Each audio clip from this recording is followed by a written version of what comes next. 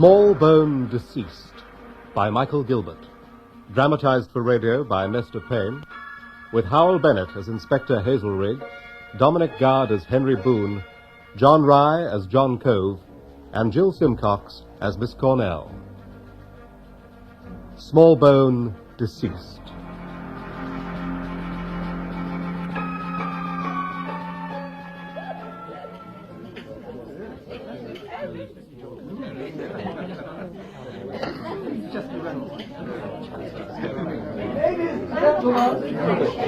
Ladies and gentlemen, the thoughts of all present tonight will naturally turn first to the great personal loss, the very great personal loss, so recently suffered by the firm and by the legal profession, and, if I may venture to say so, without contradiction, by the British public.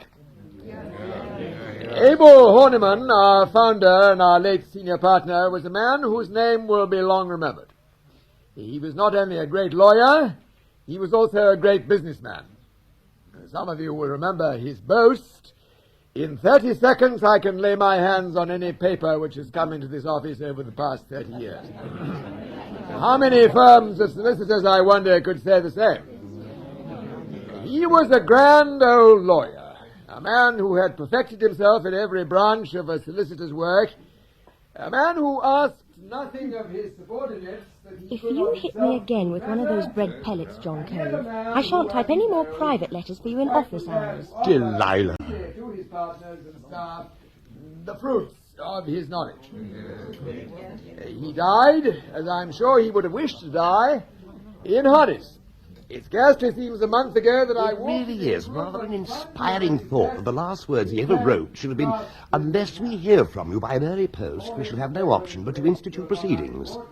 There's a touch there, the old warrior, dying with his lance in pouch, his face to the fire. To bring to a successful yes, a grand old lawyer, the founder and the inspiration of his firm, of our firm. Perhaps I may say of our happy family, Horniman, Birley, and Crane.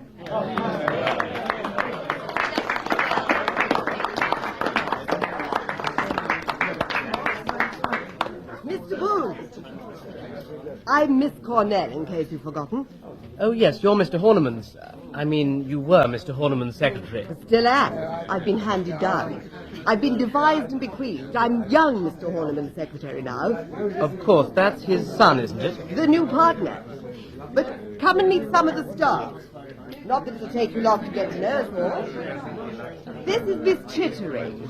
She works for Mr. Birley, and Miss Belbath, who works for John Cove. God help her. How do you do?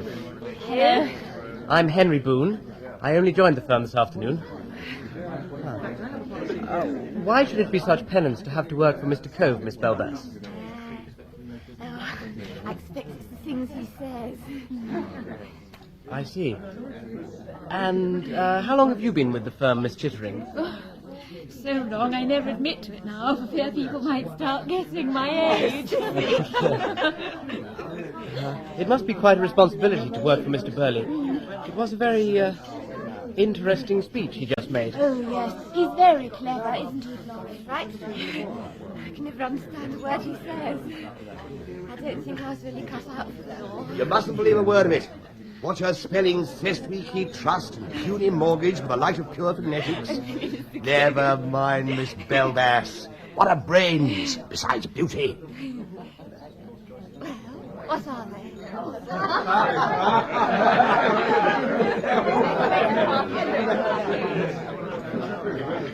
Who's the glamorous redhead? What? Oh, that's Anne Mildmay. She works for Tubby Crane. Look, I suppose it's time to go, but far too early to go to bed. Let's have a drink somewhere. All right. I know a place in Shaftesbury Avenue which stays open till midnight. All that messuage, tenement or building, together with the outbuildings, farm buildings, cottages, barn sheds, closets, and other buildings of a permanent or quasi-permanent nature, erected thereon, and several brothels and... I beg your pardon, Mr. Cove? Oh, I'm sorry, Miss Belmas. The word was a Buttles. Afraid my eyesight isn't quite what it should be this morning. I expect it was all those drinks you had last night, Mr. Cone. Oh. You need a cup of coffee. That's a very sensible idea, Florence. Thank you. See if you can get the sergeant to produce a cup. 2 cups. Mr. Boone will have one as well. I'd love one. Okay.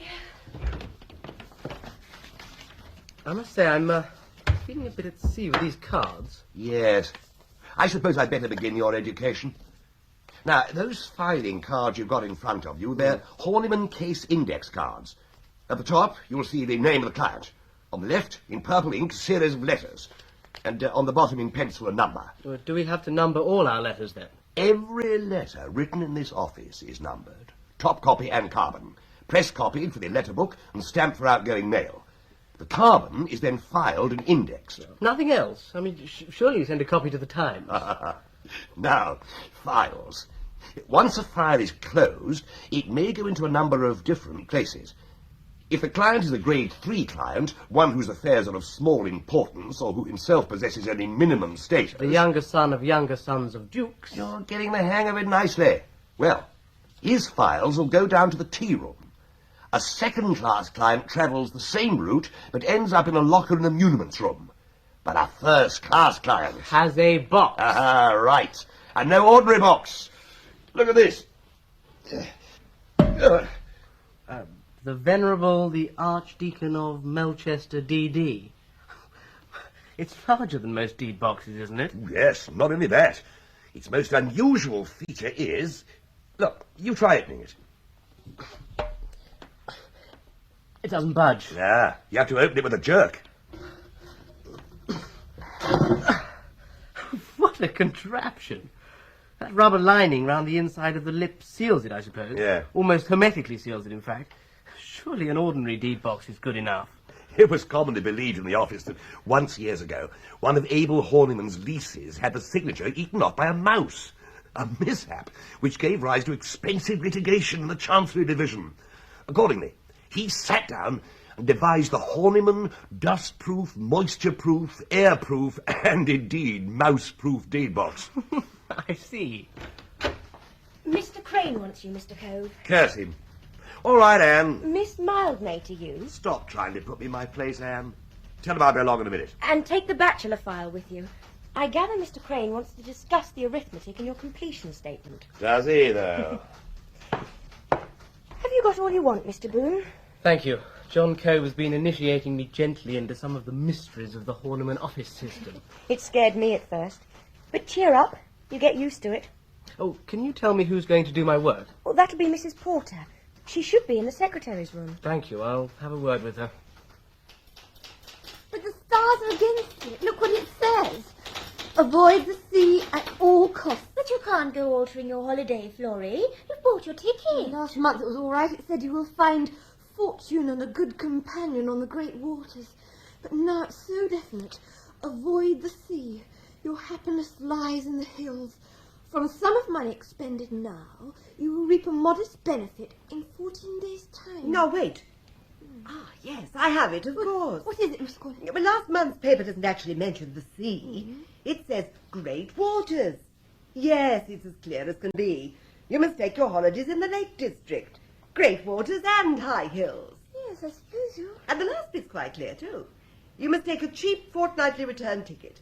That'll save you a modest sum in 14 days' time. Oh, you must make it a walking tour, Florrie. You can have that walking stick, the one the Duke of Laxeter left in the waiting room. And Miss Cornell will lend you her big green rucksack. Oh, have you got a rucksack, Miss Cornell? Since you're so kindly lending everybody else's belongings, why not start with your own dressing case? Oh, no, really. You wouldn't want that on a walking tour, would you, Florrie? Why, it's made of crocodile skin. If your dressing case is crocodile, my fur coat's polar bear. I was assured when I bought it it was absolutely genuine crocodile. Heave-ho, Miss Belmas. We've got to do it all again. I should never have thought it. Thought what? That your fur coat was polar bear. That's just it. It isn't. But you said... Florrie, if you're... my love, you really are the most literal creature on earth. If I said to you I'm dying of hunger, would you hurry out to summon the undertaker? Would you search yourself for traces of strawberry jam if somebody accused you of being Mr. Cove. The Duchess of Ashby de la Zouche, questions relating to her claims for dower, Lieutenant General for Fireside's Marriage Settlement number 3, Reverend the Metropolitan of Albania, Private Affairs. Ah, Miss Cornell. I was looking for the law list. Well, now you're here, I wonder whether you'd help me to sort things out. What I really want to know are the practical points. Who works for who am I under, who signs my letters, for instance? Well, I'm not sure. If they're going on with the old arrangements, I suppose they'll be working under Bob Horniman. I see, but look here, if Bob's taking over his father's work and I'm taking over Bob's work, I mean, what are all these cards? Are these the things Bob used to do himself? Well, let's see. There's nothing much here to worry about. Look, if you really want some stuff to get your teeth into, I'll slip you some of Bob's. He's got some matters there that even tied his old man up. You liked working for Abel Horniman, didn't you? Well, yes, I did. He was a great man. He really was. And a good man to work for, too. I ought to know. I was his secretary for 19 years. What do you think of this, Miss Cornell? It's from Rumbold and Carter about the Stokes Will Trust. They say, according to your request, we endeavoured to contact Mr. Smallbone to secure his signature to the proposed transfer of stock. We wrote to him enclosing the transfer form in duplicate on the 23rd of February and sent him a further communication the 16th ultimo and the 8th inst. In all three cases without receiving any answer. If Mr. Smallbone is absent, abroad, or indisposed... Smallbone. Isn't that the funny little man Father used to dislike so much? I don't think your father and Mr. Smallbone got on very well, Mr. Horniman. Unfortunately, they were co-trustees. Oh, yes, the Ichabod Stokes Trust. Yes. Otherwise, I think he'd have refused to have anything to do with it. I remember the fellow. A scrawny little brute with an eye like a rat. I never could understand how Dad put up with him. I think he found it very trying. If it hadn't been that the Stokes Trust was such a big thing, and of course it was tied up with the Didcotts and Lord Hampstead, I think he might have refused the trusteeship rather than work with Mr. Smallbone. Bad as that, is he? Must be a deuce of a trust. What does it figure out at? We've sold the real property now. It's all securities. At the last account, they were worth just under £500,000. I expect you can put up with a lot for £500,000. But the point is, what's happened to the little blighter? He really is a hopeless person. He never answers letters, and he's apt to disappear altogether and go on a walking tour of Italy. Italy? He's a great collector of pottery. Huh? I believe the two little rooms in the house in Belsize Park where he lives are full of urns and statuettes and heaven knows what. Well, I can see only one thing for it. You'd better slip over to Belsize Park and stir him up. What now, Mr. Horniman? Why not? Go after lunch. I've got an awful lot to do. Take a taxi. The firm will pay. Oh, remarkable man, Mr. Smallbone. The things he's got in that room of his, you'd be surprised. Valuable. Really? But there, I have to get in to dust over 'em. Good heavens. Where on earth does the man sit down? I'll have his meals in his bedroom. When'll he be back? I couldn't say. But when did he go away? About 2 months ago. But doesn't he tell you when he's going away, Mrs. Tasker? What about his rent? Oh, if it's his rent you're worrying about, you needn't. 6 months in advance he pays. He has his own meters, too. I don't care where he goes or when he goes, it's all the same to me. Why, last year he was away 3 months. I remember it well. What about his letters? There's a few for him. Mostly bills. Well, you might ask him to telephone us as soon as he turns up. It's rather important. I'll tell him. It really is extremely awkward. Who are the other trustees? As a matter of fact, there aren't any. Father was one trustee, Mr. Smallbone the other. Wasn't another trustee appointed when Abel died? Well, no, Mr. Birley. That is, not yet. So it amounts to this. Unless we can induce Smallbone to come back to England, we shall probably have the expense of going to court. I don't know that Mr. Smallbone's gone abroad. His landlady only said he'd gone away, but perhaps if we wait a few weeks he'll... With £500,000 worth of securities, this isn't a post office savings account. There must be questions of reinvestment cropping up every day. I wonder you've managed to get by for as long as you have.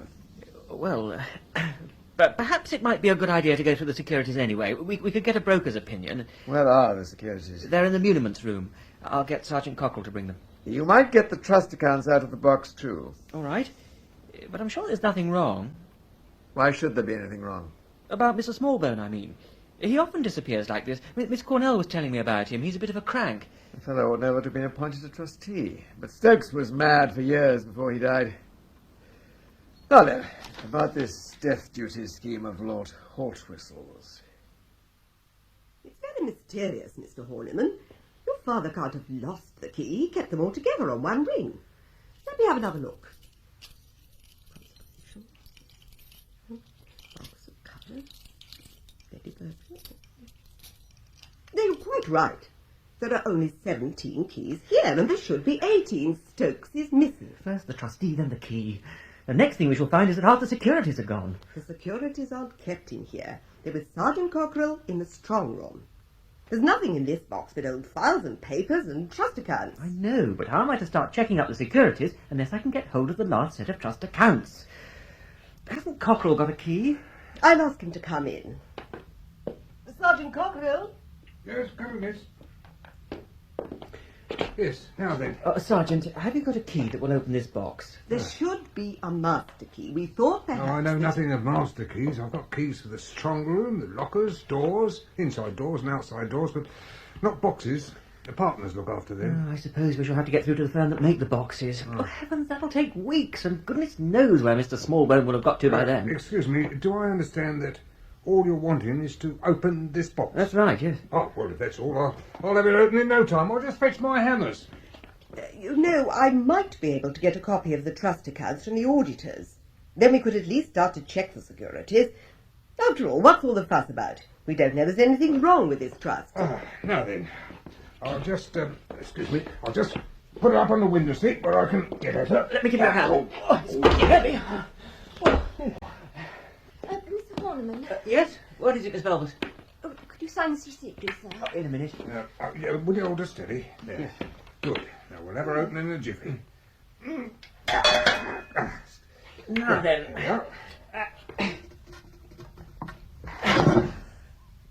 My God. What's happened? It's in that box. We've just found him. Oh, for God's sake, I almost got that girl screaming.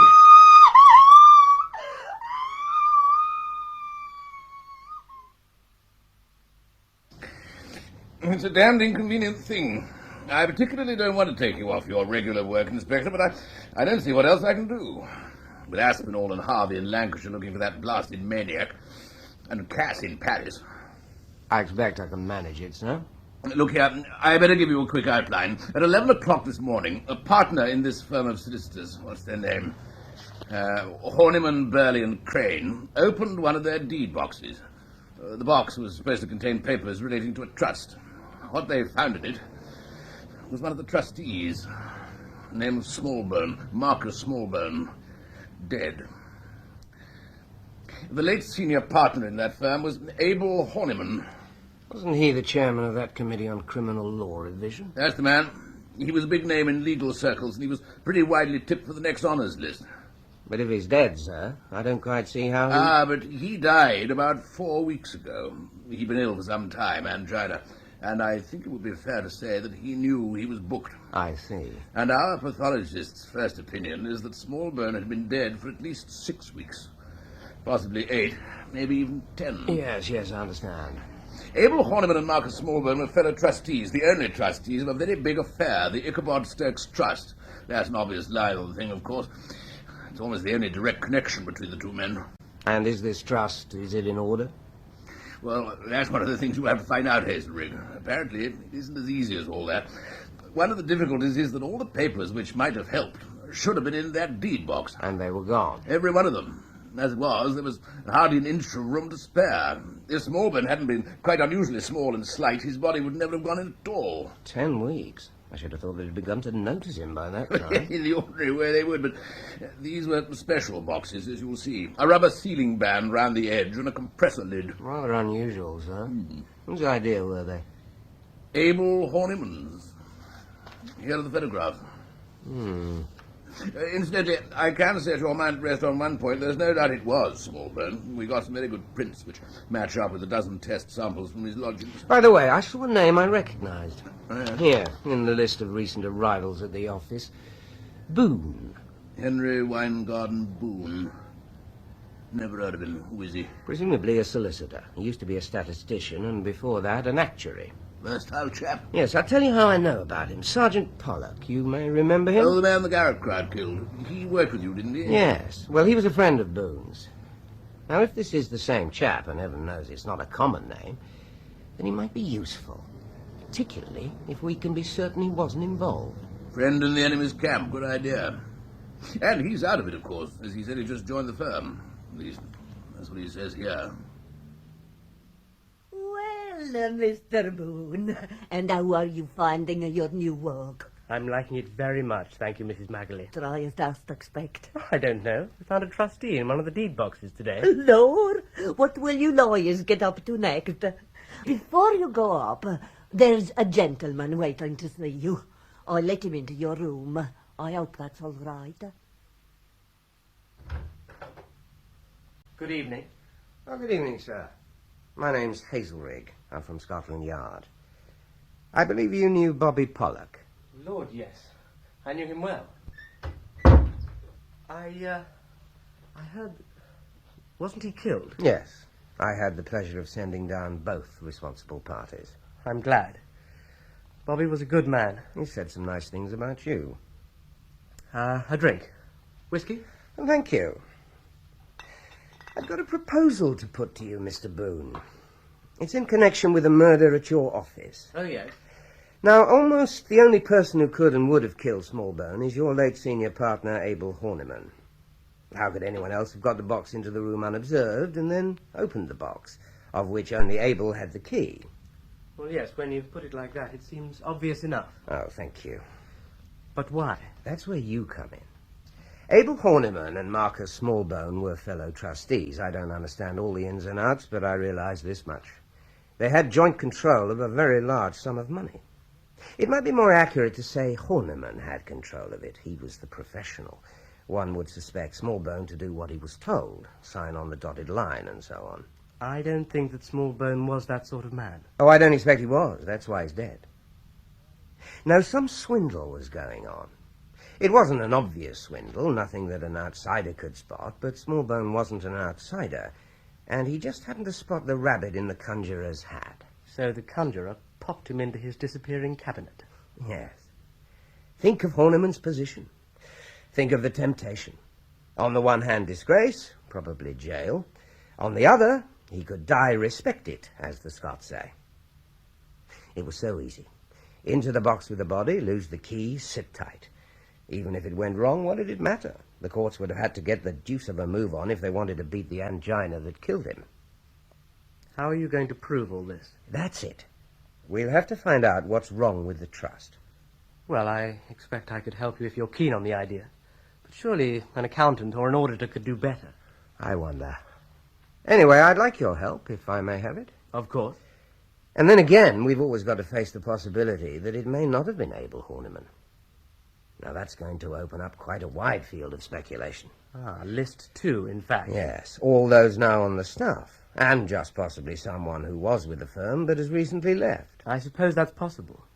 I had no predecessor. My typist, Mrs. Porter, came when I did. The common law clerk, Mr. Prince, took the place of another old boy who'd been umpteen years with the firm. But he left months ago. It was just after Christmas. There's Eric Duxford. Ah, yes, of course. Quite notorious.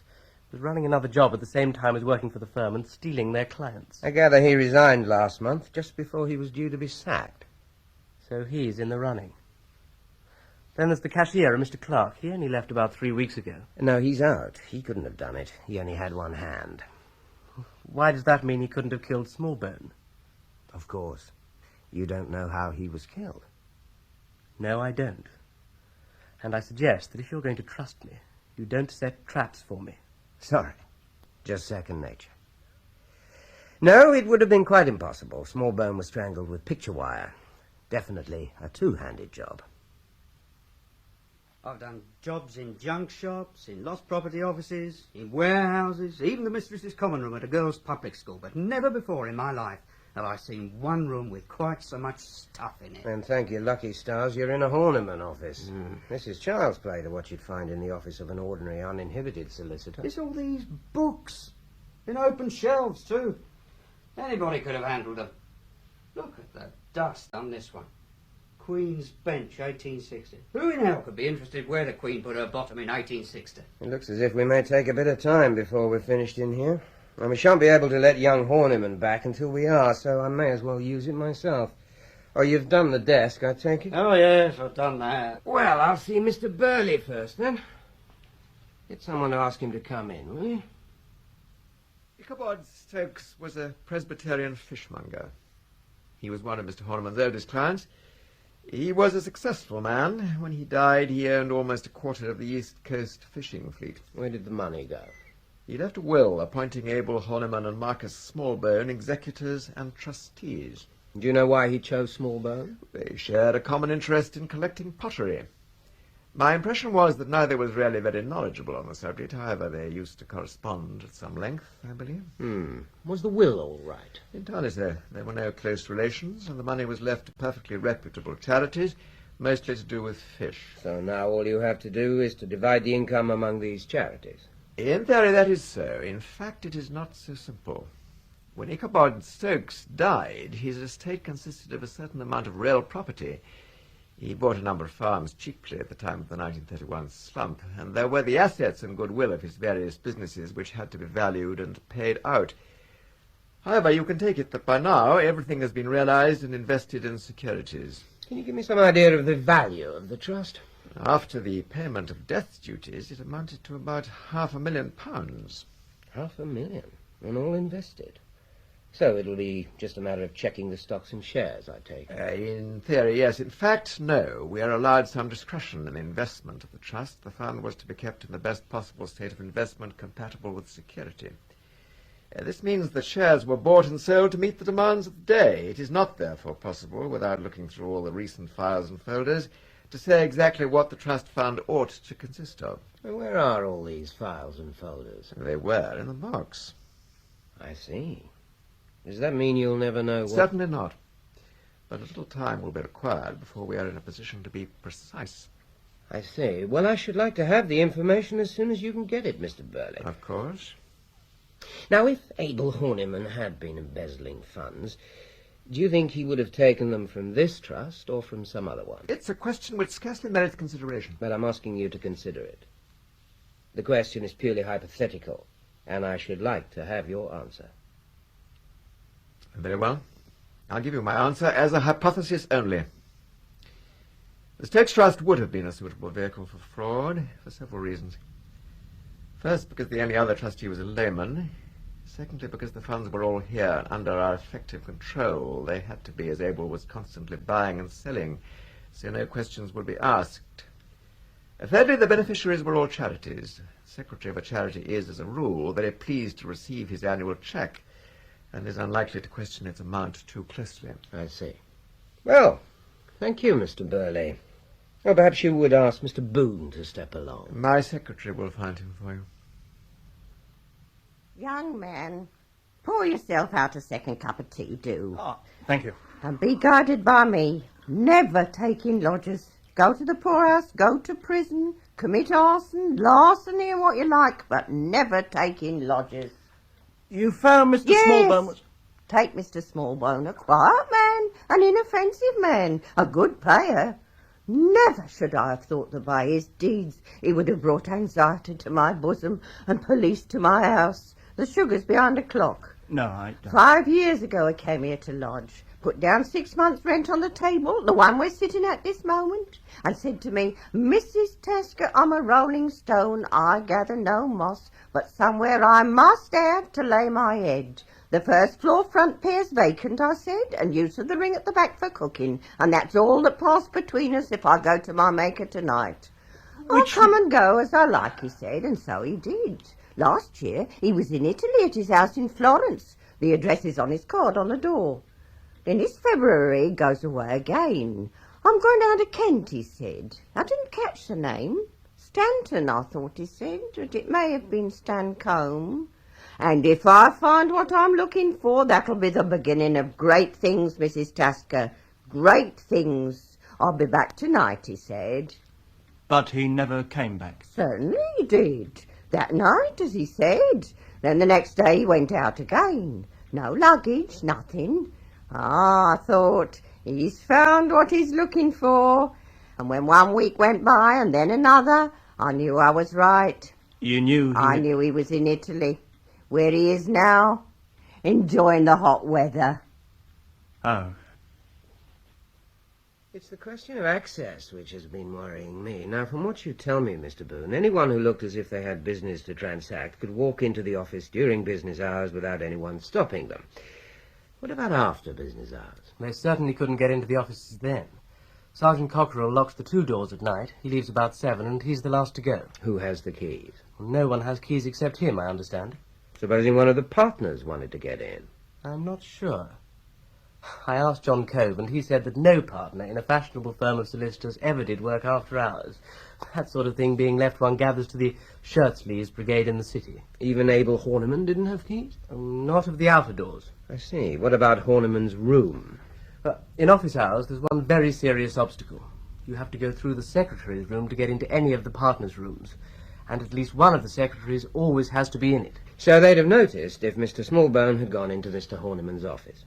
Not only would they have noticed it, they'd have made a note of it in the journal, and another note when he left with a view to typing out an attendance on the subject later.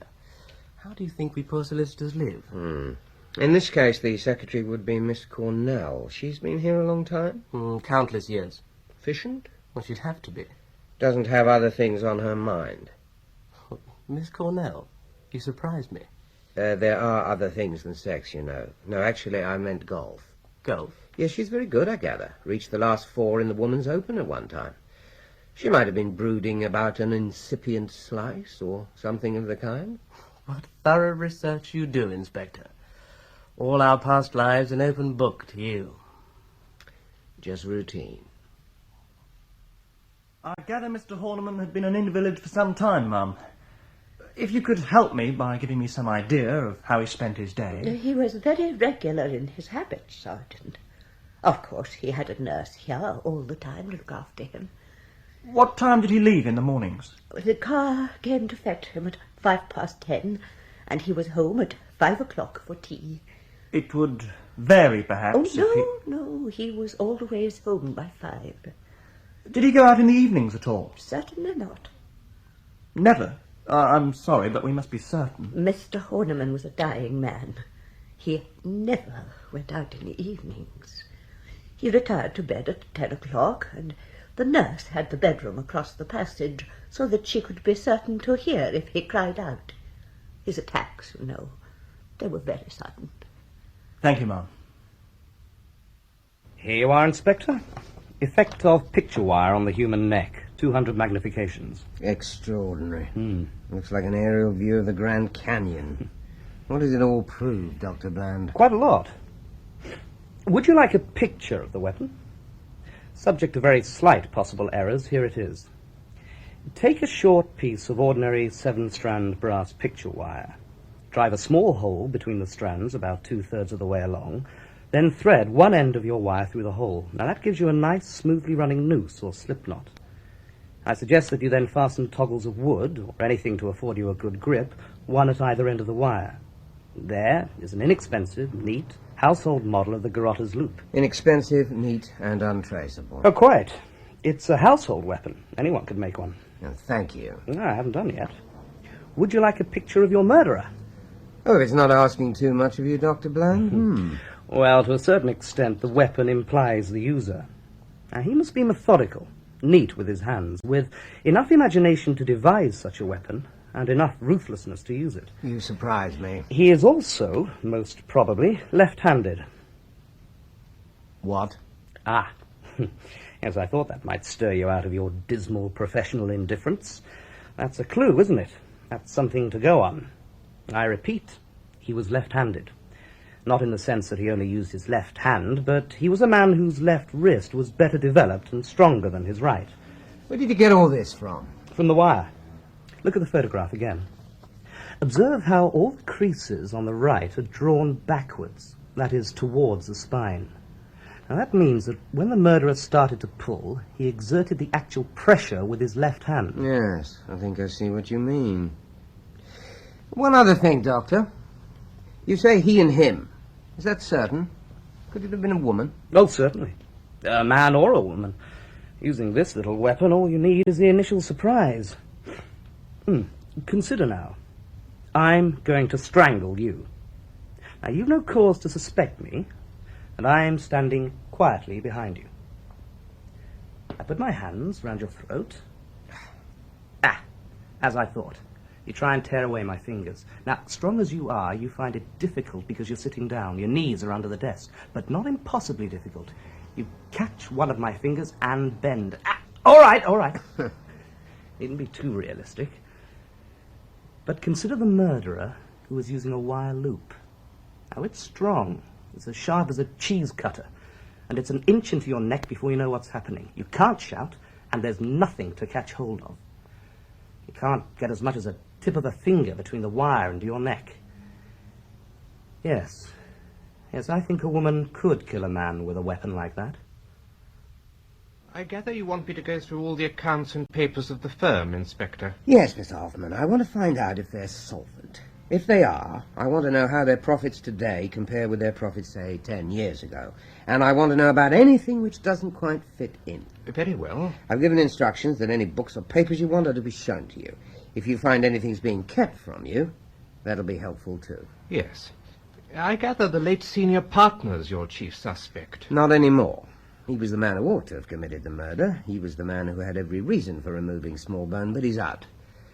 It's virtually impossible that he could have done it. You off now, Boone? I think so. It's been quite a week, hasn't it? Never a dull moment. What about a drink? Never known to refuse one. I'd better warn Mrs. Porter. She's on with me tomorrow. What do you mean on? Tomorrow's Saturday. Oh, yes, of course. You only arrived on Monday, so you wouldn't know. We always keep a skeleton staff here on Saturday mornings, you know, to tend to telephone calls, deal with any important letters. Do you? Who has to do it? We do it in pairs, in turn. You mean that on Saturday mornings there are just two of you in the office? One qualified man and one secretary? Yeah, that's the style. What's so madly exciting about it? Tell me, who opens up the office on these occasions? Sergeant Cockerell. Then he comes back after everyone's gone and locks up again. That's usually about 12:30. Is there a list of who was on duty and when over the last few months? Yeah, it's all on the notice board. Why? Do you think your copper friend will suspect me murdered the old boy on a Saturday morning? It's not a bad idea at that. Any client who comes to see you on a Saturday morning's asking for trouble. Does it actually happen as per the list, or is it fiddled about? The Horniman system is not susceptible to fiddling. I don't know about the girls. They may fix things among themselves. You'd have to ask them. I expect Hazelrigg will. Excuse me, Inspector. Of course. Come in, Hoffman. What do the firm's accounts look like? The monetary position would seem at first sight to be fairly straightforward. What did the total profits amount to last year? After everything had been paid, a little short of £40,000, of which the late Mr. Horniman's share would have been £16,000. That's not an awful lot, is it? He had that big house in Kensington to keep up, and I understand a country house as well. A large farmhouse with about 200 acres of land in Kent. And how do the figures compare with 10 years ago? A gradual but marked decline. But he was solvent, I should say. All his accounts are very methodical. Oh, am I interrupting? No. What is it? Just something I thought you might find interesting. Did you realize there are a couple of people always here on Saturday mornings? Really? I've got the list for you. Thank you. Yes. Interesting. I'm afraid we've been wasting our time a bit. We needn't go back any further than March the 6th. Bland said Smallbone had been dead at least 6 weeks, and probably not more than 10. 4 weeks. That means 4 men and 4 secretaries. It lets out John Cove. It would seem to do so. Is he there now? Yes, shall I call him in? Please, I'd like to ask him some questions. John? Coming. I'll get back to my books then. Yes, thank you, Hoffman. Hello, Hoffman. Ah, Mr. Cove, come in. I'd like to hear how these Saturday mornings are worked. Well, I'm not sure how other people manage it. When I'm on duty, I turn up 10:30. Sergeant Cockerell opens up when I arrive, or the girl, whoever turns up first. Then he pushes off. I don't know what time he gets back to lock up. About 12:30, I think, or later. But I'm always gone by then. And does the secretary get away at the same time? Earlier, if anything. There's not much for her to do, really. And is this list correct for these 4 particular Saturdays? Birley, Duxford, Bob Horniman, Crane. Yeah, I'm pretty sure that's right for the men, but you'd have to check with the girls. Miss Chittering, Miss Cornell, Miss Mildmay, and Miss Belvas. Yes, I'll do that. Well, thank you very much, Mr. Kerr. Okay. Well, it looks as if the scheme would work out quite well for a man, doesn't it? But very risky for a woman. I mean, Mr. Birley, for instance, could fix an appointment with Smallbone for midday and tell the secretary she could go at, say, 11:45. That would give him 45 minutes or more before Sergeant Cockerill came back. Yes, and there's another thing. This weekend business explains the choice of the hiding place.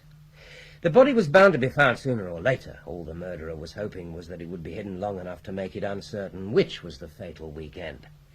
And it was a fair chance that it might be several weeks before anyone opened that deed box.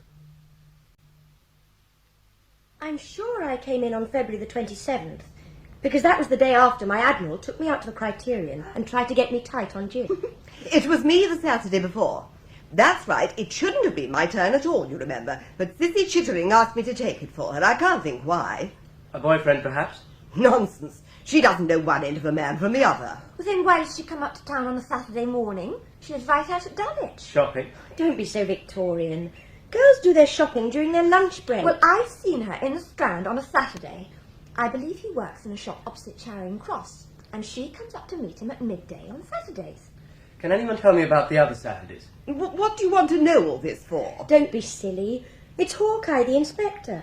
He thinks we murdered the little man on a Saturday morning. I didn't murder him. Of course you didn't, Florrie. If you had, you'd have told us all about it immediately afterwards. Now, these other weekends.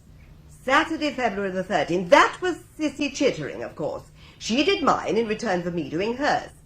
March the 6th. That would have been you, Florrie. Oh, dear. Well, if the list says so, that's right. All I know is I did my own turn. On Saturday, February the 13th, Mr. Birley and Miss Chittering were at the office. Mr. Birley says Miss Chittering left at about 12 o'clock, and that he left a few minutes afterwards. Miss Chittering, interrogated separately, says that she left about 10 minutes to 12. She doesn't know when Mr. Birley left. On Saturday, February the 20th, Mr. Duxford was on duty with Miss Cornell. He thinks he left at about 11:30. In fact, we now know he had an appointment at his other office at 11:45. Miss Cornell says she doesn't know what time she left, but she caught the 11:50 for Sevenoaks. On Saturday, February the 27th, Mr. Horniman Jr. and Miss Mildmay were on duty. They state they left at the same time, about 12:10, and walked together as far as Holborn Circus, where they went their respective ways. Finally, we have Saturday, March the 6th, when Mr. Crane and Miss Belvas spent the morning together. Now, Mr. Crane says he's of the opinion that Miss Belvas left before he did. Miss Belvas says yes, she thinks so too. Mr. Crane says, on thinking it over again, he recollects that Miss Belvas was still in the office when he went and must therefore have left after him. Miss Belvas, re-questioned, says yes, she thinks that's right. I think they're all lying. This really is a ridiculous place to put a mirror. No light falls on it at all. I suppose it is. It's always been there, though. Why not put it up beside the window? Good idea, Florrie. Only someone will have to unscrew it first. We'd better get hold of Sergeant Cockerill. Oh, why bother the sergeant? It's only 2 tiny little screws. Look, I've got a pair of nail scissors. Oh! Bang goes one pair of nail scissors. Is there anything I can do, Miss Cornell? The general idea is to move the looking glass from behind the door to over there, beside the window. Oh, well, the task should not be beyond our combined resources. Has anyone got a large nail file? So long as you don't break it. Thanks. I promise to temper vigour with discretion. There. Now, if I may use your scissors for a moment, Miss Chittering. Well, you can't make them much worse. Thank you. Now, is this where you want it? Yes, that's very good. Right then. 2 little holes. First. Boone, Mr. Crane's ringing on the office phone for you. Well, sorry, I'll have to leave it then. Just like men. Begin a job and leave it in the middle. I suppose I shall have to do it myself. Hand me one of the screws, Sissy. Damn! Oh, heavens, that's for me. Oh, thank goodness the glass isn't broken. What are you up to now? These wretched screws. I've got one of them. The other seems to have rolled. Yes, there it is. It's got under my desk. I can't quite get at it. It's lucky you're back, Mr. Bohun. Could you just lift the corner of this desk? All right. I suppose sometime I shall be allowed to do some of my own... If I lift the desk a little higher, could one of you pull it out carefully? Don't tear it. Yes. Here he comes. Marcus Smallbone. Is that his writing?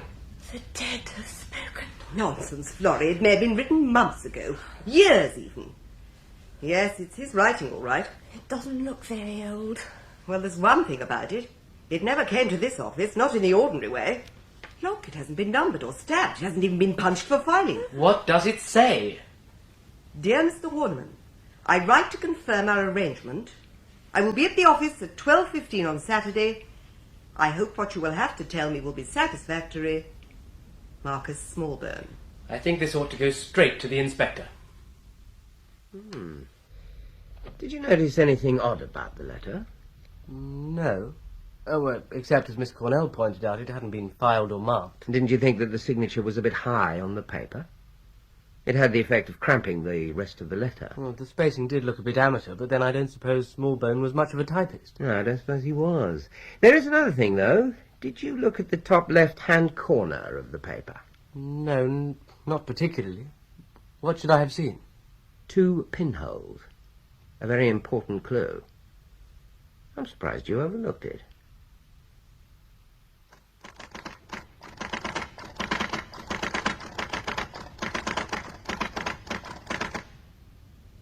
I ought to have told Mr. Birley I couldn't possibly finish typing this engrossment tonight.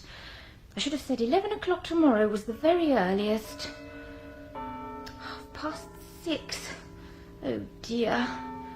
I wonder why the light's gone so dim. I can't see properly. Oh, I'll have to finish it, I suppose.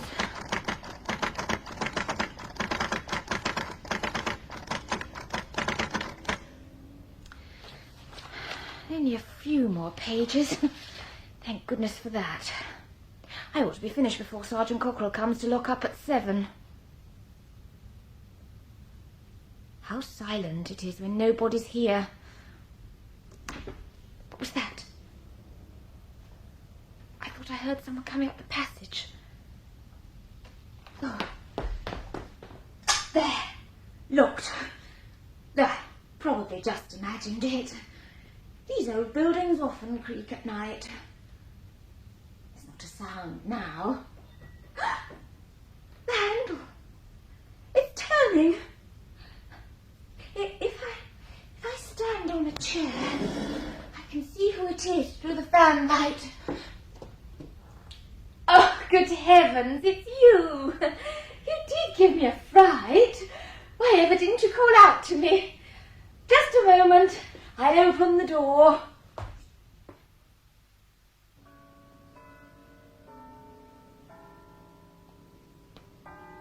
Evening, Mr. Mason. Evening, Sergeant. Working for your overtime? Oh, I'm just going to lock up. One of our girls is staying late. I said I'll be back at 7. I'll walk along with you, Cockerell. How's the fuchsias? Oh, it's early to tell. They look healthy enough, but a late frost could take them all off. Oh, we shan't have any more frost now. With a government like this one, you could expect a frost in August. There's no light in your offices? No. I expect she's gone. I'd better make sure, though. You never know with girls nowadays. Probably left the fire on. Mr. Mason. What is it? What's up? Have you got a telephone in your lodge? Yes, but Now, what? come on. There's no time to lose. I've got to get the police. The same method as Smallbone. With a little luck, we should be able to alibi half of them clean out of it this time. It looks as if 6:30 to 7 is the important time. All virtuous office workers are home by 7. They should have been home, but things don't always work out the way they should do. We'll get onto it straight away, Plumtree. We'll need cooperation from the county police force for the people living out of London, The thing is to catch them all as soon as possible, and I want to have the reports in front of me by tonight. At approximately 7:20, I arrived at the address which had been indicated to me in St. George's Square, Pimlico. I was informed by a lady, whose name I afterwards understood to be Miss Birley, that her brother, Mr. Birley, had not yet returned home. As I was interrogating Miss Birley, Mr. Birley arrived. He seemed surprised to see me and appeared to be considerably upset. He stated that owing to an alleged electricity cut, he had been forced to wait for 52 minutes on the platform of Charing Cross Underground Station. Such a thing had never happened to him before. He stated that, in his opinion, the government was totally... Miss Belbas, when interrogated, stated that she had entered a Northern Line train on the Edgware branch at Tottenham Court Road Station. The train came to a halt somewhere between Mornington Crescent and Camden Town. When the train had been stationary for some considerable period, the lady next to her had asked her what she thought would happen if there was a fire. Miss Belbas had replied that they would all be burnt to death. The lady had thereupon uttered a number of hysterical screams. Miss Belbas was of the opinion that people who were unable to control themselves should not travel in underground trains. It's all too incredible to be true. Out of the members of List 2, the possible suspects, 5 seem to have got stuck at unidentifiable spots round the London transport system. And John Cove and Eric Duxford. Quite. They alibi each other, and there are independent witnesses, so they're out of it. But Bob Horniman didn't go home at all. Seems he never does go home on Tuesdays. It's his landlady's night off, so on that night he eats out. Well, that should be easy to confirm. I'll believe it when it happens. Miss Cornell had to walk to Charing Cross, owing to crowds trying to go by bus. Missed the 6:10 for Sevenoaks, caught the 6:40. Train didn't start till 7:20, reached Sevenoaks at 8:15, saw no one she knew. Miss Mildmay left the office at about 6:20, waited for 20 minutes in Holborn for a bus, then gave it up and walked home to Kensington. Arrived at 8 o'clock. That's about the strength of it, and I'll tell you what it all adds up to. It adds up to a hell of a lot more work. I suppose you haven't overlooked Sergeant Cockerill? No. Now, Sergeant Cockerill saw Miss Chittering at about 6:25, and she told him she had an important engrossment to type for Mr. Birley. He said he would come back and lock the outer door at 7, by which time Miss Chittering hoped she would have finished. Sergeant Cockerill walked round to the Fall of Troy, a small public house on this side of Fetter Lane, where he spent 30 minutes drinking gin and warm water and talking to the landlord. At 7 o'clock he returned, and happening to meet one of the inn porters, walked with him to the office. And is all that... Oh, yes, fully corroborated. The landlord and 3 of his saloon bar cronies. Completely corroborated. I see. You know, I'm sorry for the girl. I mean, that goes without saying. I don't suppose she even knew why she was killed. Nevertheless, there's one thing to the good. It means that now we shall be pretty certain to catch the murderer. How do you work that out? I look at it like this. The first murder was prepared. The murderer was able to choose both opportunity and place carefully, and he had plenty of time to work out the angles. There are people with minds like that. The sort of mind that can cope with a double-dummy bridge problem and work out all the variations. But you face the same man with a snap decision in the actual play of the hand. That's when expensive mistakes get made. I hope you're right. Ah, well, routine. Sergeant Plumtree's checking on young Horniman's alibi now. Perhaps if you could tell me which table the gentleman sat at. I'm afraid that's exactly what I can't do. Well, since neither of the waitresses recognised the photograph, Thank you very much, then, madam. But I'll tell you one thing. You say he was at his table for an hour. Now, I'm sure the girls would have remembered that. 6:30 to 7:30 is a very good time for tips, and well, if anyone sits on for too long after their meal, they'll get up to almost any dodge to get rid of them. I've even known them spill a whole pot of hot coffee. I should say he might have been in and out for a quick snack without their remembering him, but not for an hour. No, I'm sure of that. Well, let's have a deco then. Oh, yeah, she's one of our regulars. Been coming up and down on this line for 15 years. She's a golfer, isn't she? That's the one. Now, can you tell me about what time she got here last night? Last night? You know what happened here last night, don't you?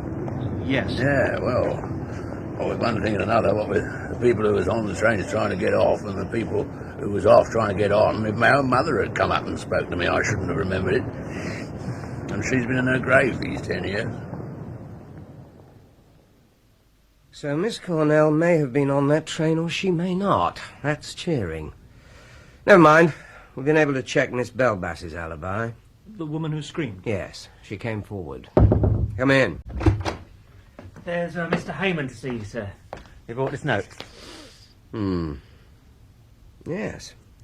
Yeah, show him in. Yes, sir. Thank you, Plumtree, that's all. Very good, sir.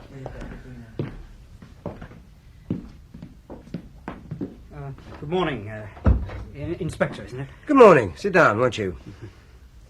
Now, how can I help you? I work for Merriweather and Matlock. You may have seen our shop. It's about halfway down the Strand. We specialise in hikers and camper stuff. Yes, I've seen it. I read in the newspapers about Miss Chittering being murdered in that lawyer's office. We were going to be married. She was a wonderful girl. She used to surprise me, Inspector, the things she told me about the law. Yes. Well, now perhaps you can tell me one or two things. When did you see Miss Chittering last? Last Saturday. She used to come up from Dulwich every Saturday. We shut up at 12:30, and then we'd have lunch and go somewhere in the afternoon. We were both very fond of pictures. You went to the cinema? No, real pictures. The National Gallery or the Tate. On Sundays, I'd usually go over and see her at Dulwich, and we'd go for a hike. Did you know any other members of the firm? Well, not to say no. Miss Cornell bought a rucksack from me once. I knew her from seeing her with Miss Chittering, but I didn't let on, of course. Well, Mr. Heyman, it was very good of you to come forward. If there is any way in which you can help us, I'll be certain to let you know. I am now in a position to give you an interim report on the financial position of the firm. Oh, thank you, Mr. Hoffman. I'll study it in detail later. But before I do, can you tell me roughly what it adds up to? Well, in a nutshell, it was a very good business once, but it's not so good now. I'll give you an example. This building is leasehold. Now, every well-run business which operates on leasehold premises puts aside a fund against the day when the lease expires. So did Horniman, Birley and Crane for many years. Then, in 1979, they stopped adding to it, and in 1980 and 81, they drew it out and spent it. Did they? Then, late in 1981, Abel Horniman got his hands, somehow, on quite a large capital sum. It isn't obvious, but when you look for it, you can see it. The leasehold depreciation account was built up again, and the very heavy mortgages on both of Abel's properties were reduced. Somehow, and I may say I haven't the least idea how, Abel Horniman got hold of this money. I can only tell you one thing about it. It came from outside. Maybe someone died and left it to him. Possibly he robbed a bank. This sum of money, can you estimate how much it was? Oh, quite a lot. £30,000 at least. After all, murder's a serious thing. It might be one of us next. Even so, it seems to me rather like sneaking. Don't be your age, Anne. This isn't the sixth form of St. Ethelfrieda's. Well, you can tell him if you like. I'm going to. Yes. Oh, Miss Cornell, come in. You wanted to see me? I won't keep you long, Inspector. It's about that letter, the one that we found under my desk. Yes. It was something we all noticed at the time. This mayn't mean much to you, but if you remember, it started, Dear Mr. Horniman. Well, that wasn't the way Mr. Smallbone ever wrote to Abel Horniman. It was always, Dear Horniman. There's quite an etiquette about these things. When you get friendly, you drop the Mr. It's not a thing you'd be likely to get wrong. No, I appreciate that. Well, thank you very much for telling me, Miss Cornell. You're asking me to be scientific about something that has no real scientific basis, Inspector. In other words, we're asking you to perform the impossible. And as usual, Dr. Bland, you're going to oblige. Soft soap. All right, so long as you don't expect me to get up in court and explain it all to a jury. No, all I want you to do is to narrow the field. If you can indicate that certain Saturdays are more likely than other Saturdays, then we can concentrate first on the people who were in the office on those days. Well, different parts of the body deteriorate after death at different speeds. Now, the speed of deterioration depends on a number of constant factors, and equally on a number of accidental circumstances. For instance, if the stomach happens to be full of all death... right, but you can skip that one. Well, generally speaking, I have been helped a great deal in this case by the fact that the body remained, or so I have assumed, in the same very confined space and at a fairly constant temperature. And your decision? From the moment of discovery, death had occurred not less than 6 weeks before, not more than 8. Does that help you? Well, it reduces the field by 1. Mr. Birley's out of it. And poor Miss Chittering, of course. Yes. I believe it's beginning to work out. Inspector Hazelrigg told me that when you were examining Abel Horniman's private bank account, you could only find one item which you couldn't explain. As I remember, Mr. Hoffman, that was a quarterly payment of £825? That is quite correct. But it just occurred to me to wonder... It seems such an obvious suggestion, but have you tried grossing it up at 11%? Good Lord. I thought it was rather a coincidence. Oh, yes, indeed. How very surprising. To think that I never noticed it. Yes, what is it, Boone? I wondered if I might have a word with you, Mr. Birley. All right. I'll come straight to the point. You know that Abel Horniman borrowed £30,000 from the Ichabod Stokes Trust and used it to bolster up the finances of the firm. That's right, isn't it? Well, he put it all back, if he ever took it. It's never been proved. No, it's never been proved. And if Mr. Hoffman can't spot the join, I don't suppose anyone will ever do any better. Particularly as the money was paid back to the trust almost at once, and all the interim trust accounts seem to have disappeared. Then I scarcely see why... But the fact that no one seems to know where Mr. Horniman got the money from to pay back the trust doesn't alter the fact that at some time or other this money will have to be paid back to whoever lent it to him. How do you know it was a loan? Because Abel Horniman was paying interest on the money down to the day of his death. £825.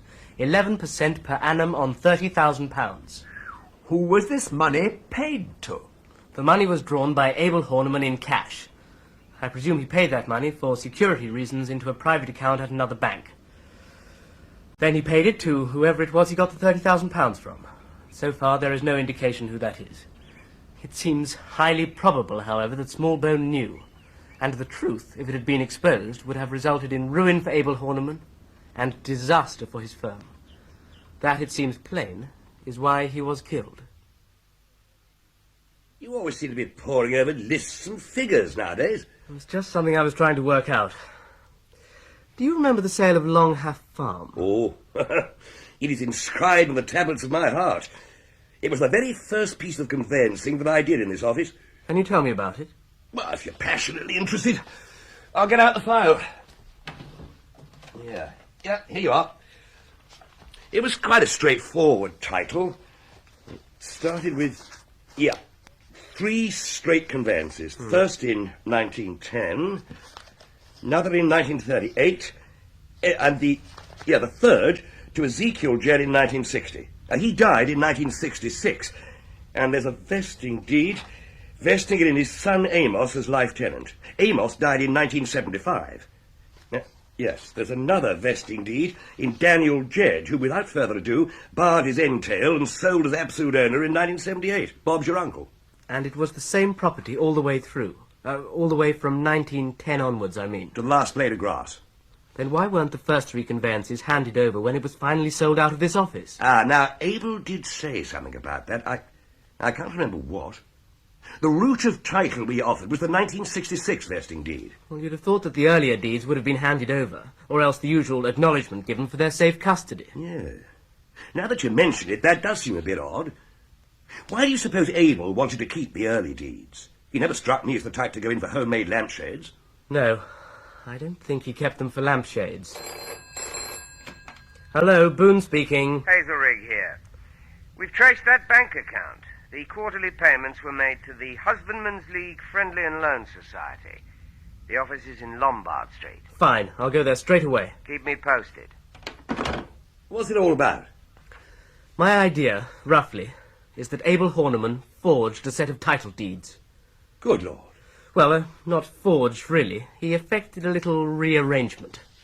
I think he got hold of 3 solid-looking and obviously genuine conveyances, just for the sake of argument. Let's say the first 3 conveyances of Long Half Farm that we've just been talking about. Yeah. Now, those particular ones were very suitable, because they hadn't got a plan on them. Just a description. I think he took the last one, the 1960 conveyance, the one to Ezekiel Jedd, removed the last page, and sewed in a new one that he'd written out himself in law script. Yes. Yes, that's plausible. He wrote a beautiful copperplate. The perfect practical conveyances. Well, I think the page he faked had a plan on it. Furthermore, and here I'm guessing again, I think it was a plan of Abel's own farm, Crookham Court Farm. Good Lord. Then all he had to do was to draw up a conveyance purporting to be by Ezekiel Jedd to himself, take it down to the stamp office, have it stamped, and there you are.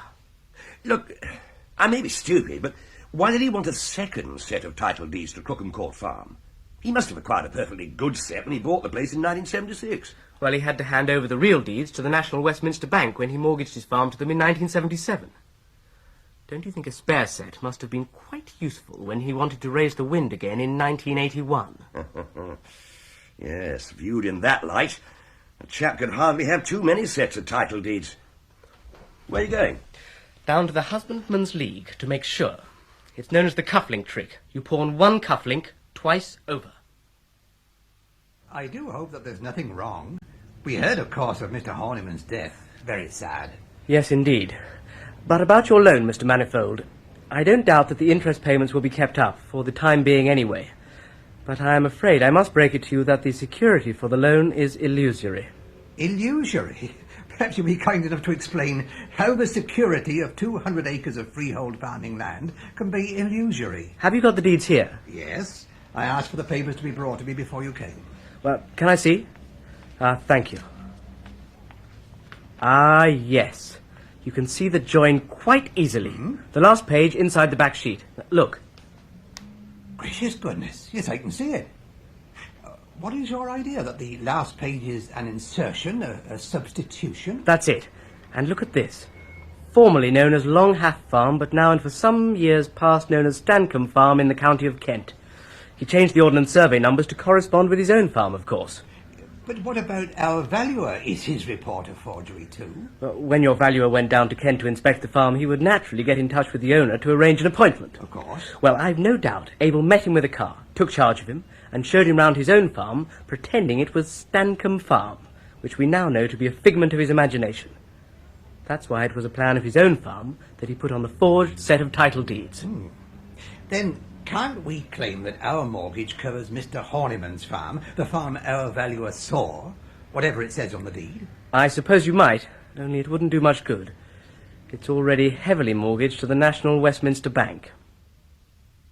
One thing puzzles me, Boone. According to you, Abel Horniman laid the foundations of this years ago. Did he know about the angina then? Probably not. He knew he was running short of cash, though. But one of the real beauties of the method was that it was reversible. So long as he kept up the interest payments, he was pretty safe. Then if things looked up and he could repay the money, all he had to do was discharge the mortgage. Then he could get the deeds back and he could, well, burn them if he liked. Yes, that part of the business seems reasonably clear now. I suppose Smallbone got to hear of Stancombe Farm, and something, we shall never know what, led him to suspect its non-existence. On February the 17th, that was Friday, he went down to make sure. We ought to have paid more attention to that remark he made to his landlady. If I find what I'm looking for, that'll be the beginning of great things. You see, he already saw himself as the centre of a cause célèbre. Well, he found what he was looking for, and I think he wrote at least 2 letters. And I think he wrote them to Bob Horniman.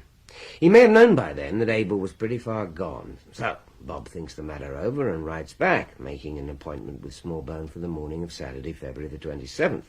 Says he can explain everything. Then I suppose he gets busy manufacturing his cheese-cutter garrote and cleans out one of the larger deed boxes.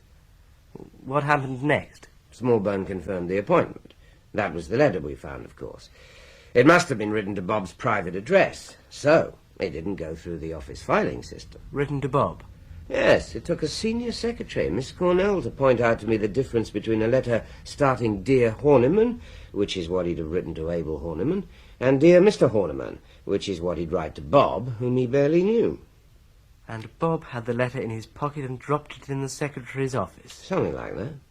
Then on Saturday morning, Smallbone comes to Lincoln's Inn at 12:15 as arranged. Bob is alone by that time. He tries argument, quite futile, so it has to be the other thing. Into the box with the body, chuck away the key, sit tight. Have you got any direct proof? Oh, you don't often get direct proof of murder, but it's starting to add up. The time of the second murder, for instance. 3 or 4 people haven't got a firm alibi for the time that matters, but Bob Horniman, so far as I know, is the only person who's troubled to offer us a false one. You're sure of that? Morally certain. I'm prepared to put every single waitress in the restaurant he says he went to that night into the box to swear they've never set eyes on him. If you're right about the Smallbone murder, Anne Mildmay is going to be a pretty awkward witness for Bob Horniman, isn't she? She was on with him that Saturday morning. He must have asked her to say they walked together to Holborn Circus when in fact she left him alone in the office. Or if they did go out together, it must have been earlier, so that he'd have time to get back and get into the office again.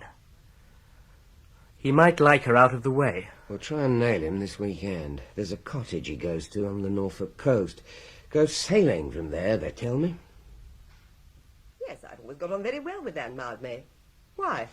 Could you possibly have her to stay with you this weekend, Miss Cornell? Friday night to Sunday night? That should cover it. I could ask her. I suppose it's no use asking what this is all about, Mr. Boone. I'd much rather you didn't. Just for 48 hours? You know Horniman's at this cottage, do you, Inspector? Yes, he arrived last night. I've got the local sergeant keeping an eye on him. I can't see that we stand to gain anything by waiting. Take a warrant and go down this afternoon. Whether you use it or not is entirely up to you.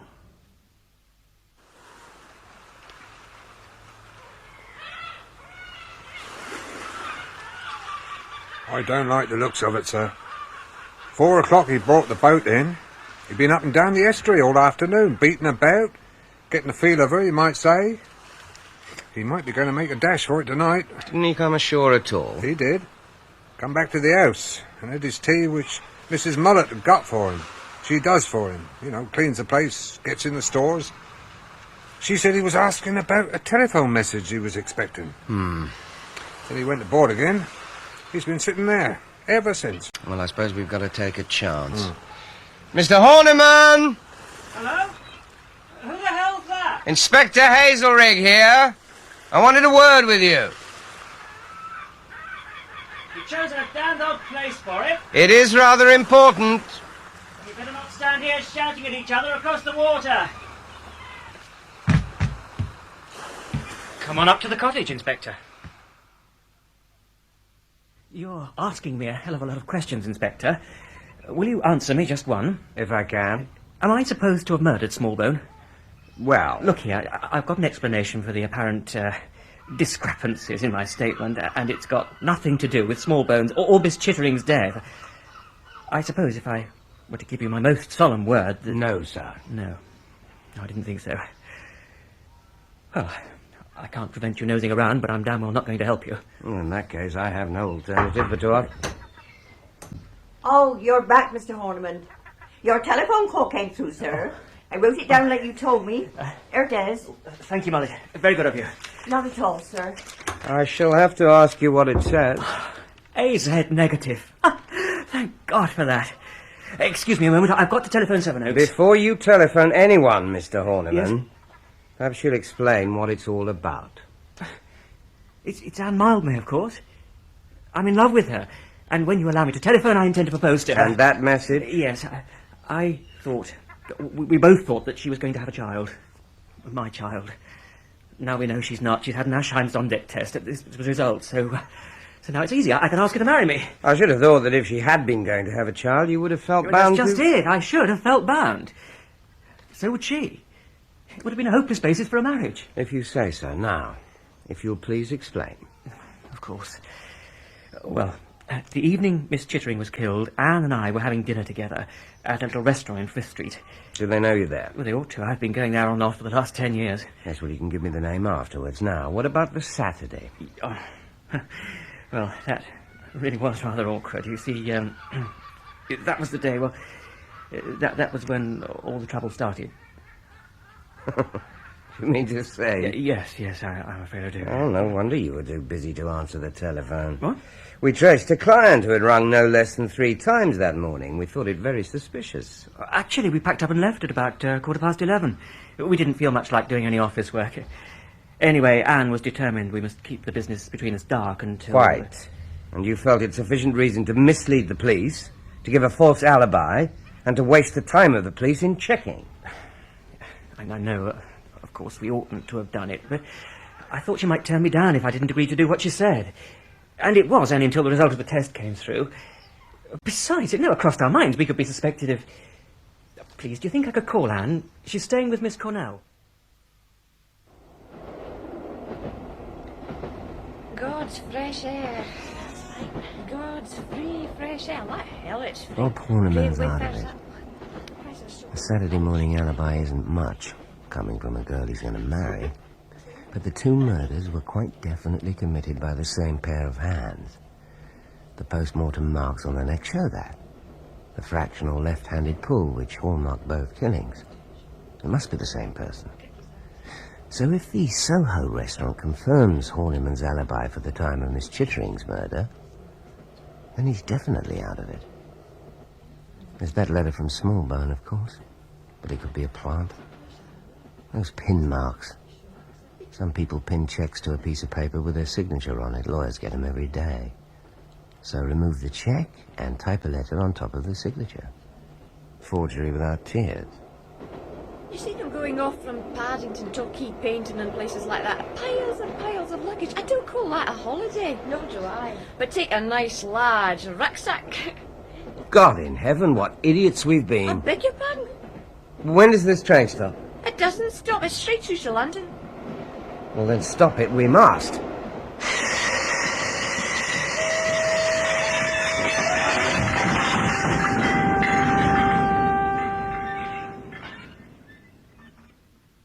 Plumtree? Now listen. Just listen and don't ask questions. I've just stopped the Cromer Express and I reckon I've got about 2 minutes. Get hold of that chap Heyman, the shop assistant in that bag shop in the Strand. Yes, Miss Chittering's boyfriend. I want to find out when Miss Cornell bought a rucksack there. Now, was it on the morning of, let me see, Saturday, February the 20th? Play fair, don't lead him on the date. If he isn't at home, put out a general alert. But find him. Right. This train is now due at Liverpool Street at 10:15, and I want you to get the information and meet me at the station with a police car and a good driver. Yes, I know it doesn't give you much time. You look as though that telephone call brought good news, Anne. It did. Bob's asked me to marry him. And what did you say? I said yes. In my day, that sort of thing was down to soft lights and sweet music, not over the telephone. There were complications. Well, I suppose I'd been making a silly fuss. But I thought I was pregnant, and I didn't want a shotgun wedding. I mean, I'd never have known if he would have married me if he hadn't got to. Involved. But now I know I'm not pregnant, so I can come clean about everything. That Saturday morning we were on duty together. Well, actually... Not what one expects in a Horniman office. We went off to Norfolk together on the midday train. And we were having dinner together in a restaurant on the night Miss Chittering was killed. I hope the police aren't going to be furious about the stories we made up. They'll get over it. So everything's splendid for you. Engaged and cleared in the eyes of the law at one stroke. Well, but you can't think the police suspect... I'd rather think things weren't looking too good for Bob Horniman. Now you can clear him. Or clear each other. We must have a drink to celebrate. Here we are. Whiskey. Will you open the bottle while I fetch glasses? Oh, of course. Yes. Doubles, don't you think? Here you are.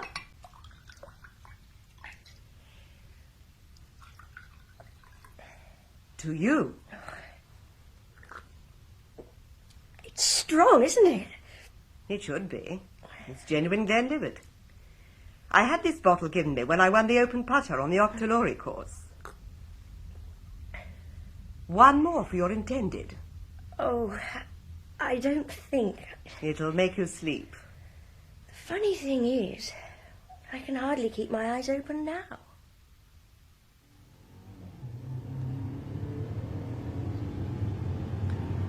I wonder if everybody's been as stupid as I have. That letter from Smallbone, beginning Dear Mr. Horniman, as Miss Cornell so carefully pointed out, of course it was planted by her.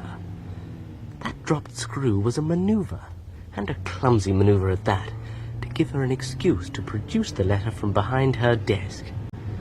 She thought that things were beginning to point to her, so she decided to implicate Bob. Ah, good. Sevenoaks at last. And why didn't we remember that playing golf develops your left wrist? Anne Mildmay could be in danger. It's she who's giving Bob an alibi for that Saturday morning. They were on duty together. It's my fault that she went to stay with Miss Cornell, so it's my responsibility that nothing happens to her. A fork right here, I think. Of course. Miss Cornell did her Saturday with Eric Duxford, and on his usual form he'd be in for 10 minutes and away. Anyway, he had an appointment at his other office. And then all that speculation about the key of the deed box. Of course, the one person who could easily lay hands on it was Miss Cornell. And she could fix the appointment with Smallbone any time she wanted. As for Miss Chittering's death, she'd no real alibi for that at all. Nobody remembered her on the train, and she lived alone. Ah, getting near now. Oh, good. A policeman.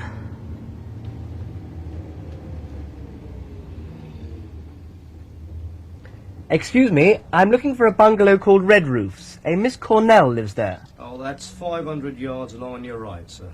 I wonder, would it be possible for you to come along with me? Well, you'll find a policeman there already, sir, an Inspector Hazlerigg. She's pleading guilty to the murder of Smallbone. She insisted on it. But I think she ought to get the maximum remission of sentence.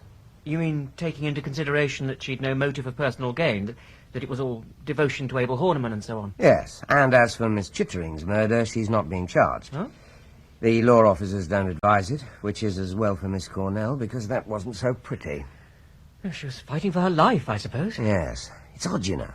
The purchase of that rucksack provided the single thin, unbreakable thread which linked the body of Marcus Smallbone to the left luggage office at London Bridge Station. I still don't see why a rucksack. Well, let me explain. Miss Cornell decides to kill Smallbone, who is going to expose the fact that Abel Horniman had, by a fiddle, got 2 separate mortgages on the same property. Now, she has to devise a hiding place where the body may lay hidden for some little time. And what better than a Horniman deed box? So handy, so capacious, and so fortunately airtight. But what is she to do with all the papers and files in it? Of course, the rucksack. Exactly. So on that very Saturday morning, she buys one, dumps the papers in it after she's put Smallbone's body in the deed box, and leaves it in the London Bridge left luggage office. It was a bit of bad luck that the rucksack was sold to her by Miss Chittering's fiancé, who recognized her and told Miss Chittering about it, who blurted it out in front of virtually the whole staff. Including me. She kept her head at the time and just turned the conversation. Yes, but I reckon she knew from that moment what would have to be done. Poor Miss Chittering. As you say, not a pretty business.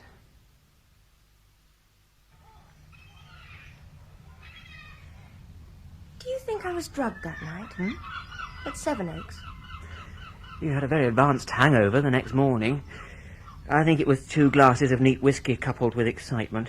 And what was I supposed to be excited about? The prospect of marrying a farmer. The joke of it is that I decided to take up farming to get away from paperwork. And now, milk marketing, cows in calf, feeding stuffs, estimated quantities. And I haven't even got a secretary. No, you haven't.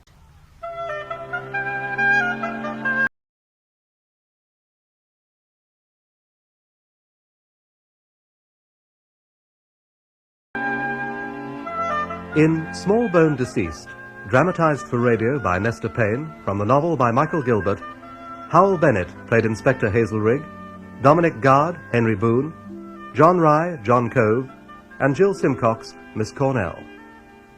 Anne Mildmay was played by Jenny Funnell, Bob Horniman, Andrew Branch, Mr. Birley, Peter Howell, Miss Belbus, Susie Brand, Miss Chittering, Elaine Claxton, Sergeant Plumptree, Andrew Alston, Miss Tasker and Mrs. Mullet, Pauline Letts, Sergeant Cockerill and Sergeant Rolls, Manning Wilson, Assistant Commissioner, Edward D'Souza, Miss Magaley, the housekeeper and the manageress, Sheila Grant, Gissell and Hayman, Brian Hewlett,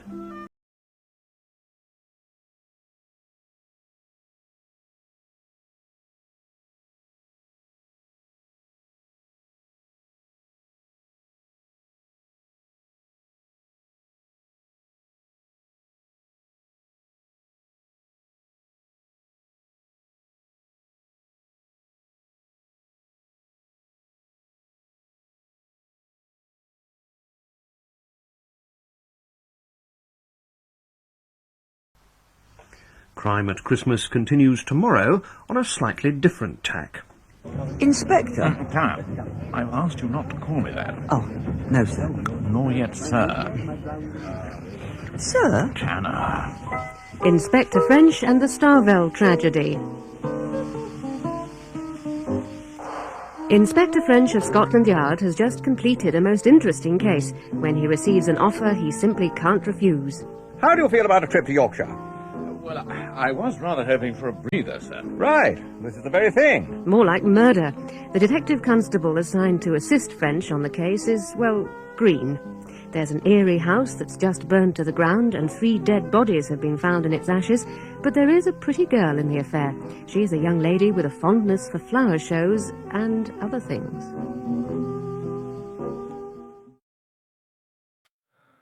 This world is endless,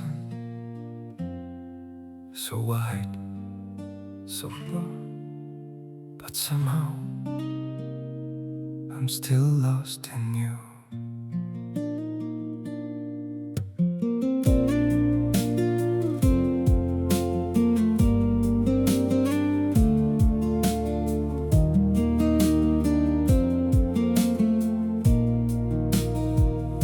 The streets are full of moving shadows, countless places I could go. City shining, people passing, yet I still feel so alone. Every road keeps leading nowhere, every sky feels cold and blue. In this world so vast and open, I'm still lost in missing you. The world is wide, so wide before me,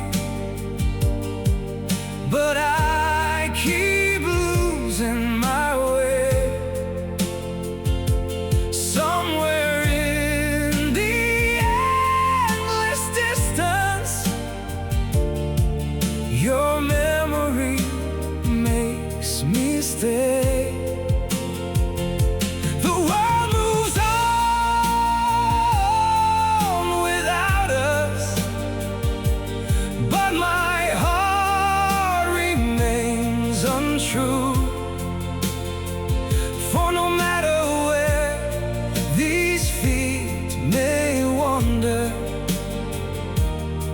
Still lost in missing you. I have tried to outrun silence, tried to leave your ghost behind, but your name still echoes softly through the corners of my mind. The world is wide, so wide before me, but I keep losing my way. Somewhere in the endless distance, your memory makes me stay. The world moves on without us, but my heart remains untrue. For no matter where these feet may wander, I'm still lost in missing you. Maybe someday I'll stop searching for your face in every crowd.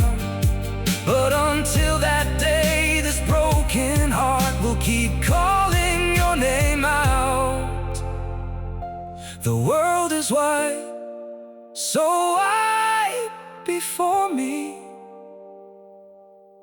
But I keep losing my way. Somewhere in the endless distance, your memory makes me stay. The world moves on without us, but my heart remains untrue. For no matter where these feet may wander, I'm still lost in missing you.